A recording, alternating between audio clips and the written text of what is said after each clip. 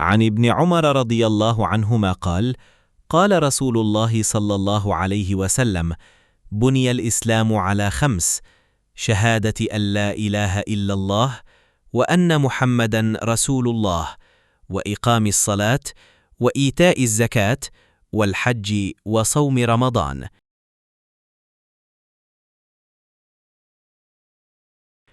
ইবনে উমর রাজিয়াল্লাহু তাআলা আনহু থেকে বলেন, রাসূলুল্লাহ সাল্লাল্লাহু আলাইহি ওয়াসাল্লাম ইরশাদ করেন, ইসলামের ভিত্তি 5টি।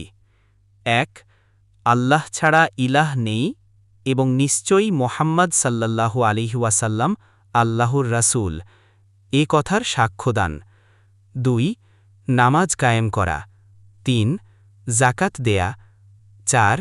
হজ করা। 5. রমজানের রোজা পালন করা। সহিহ বুখারী, হাদিস নং 7।